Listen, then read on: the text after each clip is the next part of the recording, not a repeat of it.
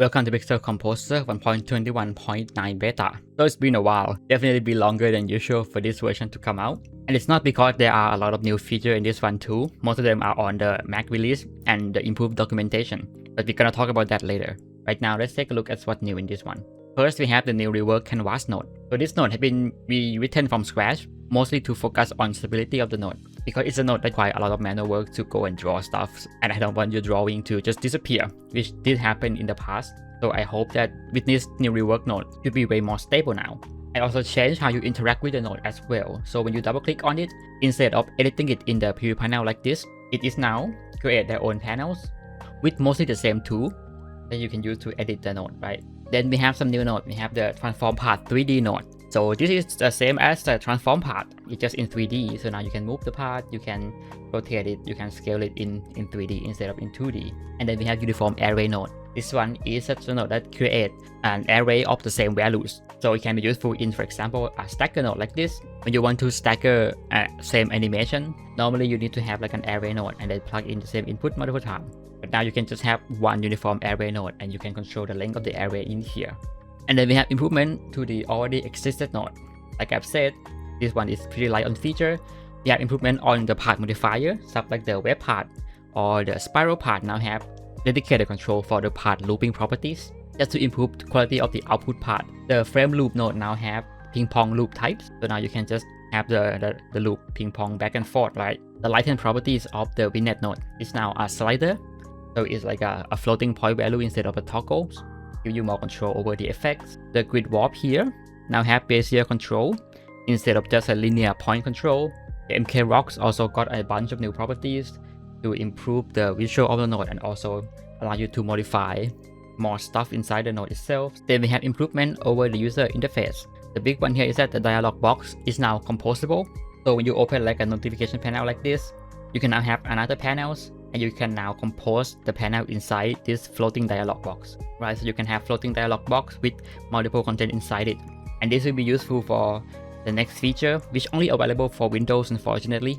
But now your dialog box can be moved outside of the main software windows. So you can put like maybe add new preview window here and then move it on a different monitor. Now this feature unfortunately only works on Windows Target, and it changed how the software render panels and user interface in quite a fundamental level, so you would expect it to be a little bit buggy. If you want to disable this feature altogether, you can go to Preference, Interface, and you can disable these multi-windows properties. And as usual, we have a series of bug fix just gonna show you on the screen right now before talking about the reason why this release takes so long, which is the definite Mac port of Pixel Composer.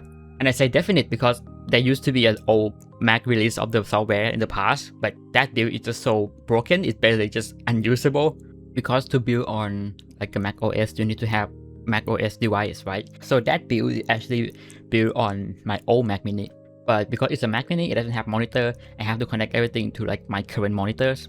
And when there are problems with the build, I have to go back and forth between operating system. It's definitely quite cumbersome workflow. After I think a month of trying to make it work, it just keep not working for me. So I just give up. I sold that Mac Mini. That's why that build has been abandoned for so long. But now that I see more demand for the Mac release of the software, I start to like, okay, we're gonna start it again. I'm gonna do it properly. I want to get a MacBook, like a separate device that I don't have to go back and forth on like my keyboard, my mouse, my monitor and stuff like that. So I checked the price of it and it's really expensive, right? I'm thinking about saving up to get a MacBook, but that around the same time that I raised Pixel Composer price, Apple also raised the MacBook price quite significantly too, which is really unfortunate, but it's also just made me give up on getting a new MacBook. I just go get an older second-hand MacBook instead, which is a better choice anyway since I'm only gonna use it for compiling the software. It would be nice to get a faster CPU, I guess, but it's not that big of a deal. Like my Linux device that I used to build on is an old laptop, and I got this second-hand M2 MacBook Air 15-inch, which is definitely sufficient for my workflow, right? But the old Mac Mini that I have is like M1, and it works fine, so it's still so expensive. Even the second-hand MacBook are expensive. I got this, I think, at the beginning of the month. I have been working on the port since, right? And you may already notice that the user interface of Pixel Composer here look a little bit different from usual, right? That's because the more I work on the MacBook, I know that liquid glass are quite controversial.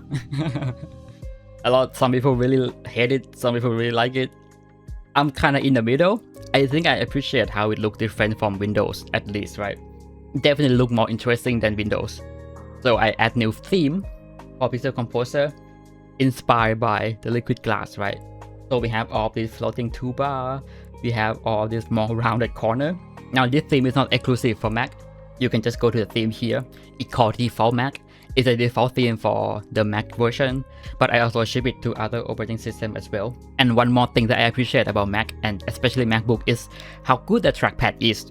I think I heard a lot about how good the trackpad is, and I tried it, and yeah, it is pretty good. It's really good. I mean, I get it, I compare it to my old laptop that doesn't have the best trackpad anyway, but still, so good that I actually add the trackpad gesture control inside Pixel Composer itself. If you're on MacBook, you should now be able to use two fingers to pan around here and zoom and stuff like that. Right now I'm showing you here, this is on the Windows device, so I cannot show you actually how it would look. And with Mac there are some other stuff as well, like when you do control click, it registers as right click. That's kind of confusing. There are also like the command keys, right? Because a lot of the hotkey there are using command instead of control. So I had to make sure to go and change the hotkey there as well. There are also one extra font that need to be loaded inside the Mac version to make sure that all of these hotkey clips render properly. So they have like those like wiggling buttons, wiggling icon for the command key that I have to set it there as well. So there's more work than I thought. Some of them are requirements to make it work. Some of them are just me playing around with the operating system. Also, now that we have 3 operating systems, Windows, Linux, and Mac, and 2 configurations for each and Steam, now I have 6 different builds I have to do, and 9 if I'm gonna include the demo version as well. So it becomes less and less feasible to do everything manually, so I went ahead and create like a automate build script so that I can call one command and it's just gonna go through all of these devices and then build it out for their operating system. That's also take longer than I expected. That takes like multiple days to make it work. Mostly because I have to interact with like a library that I never had to do before, right? Like with Xcode and stuff, with notarization is already annoying to do on the GUI. Now I have to do it through command line, through SSH, stuff that I never have to do before.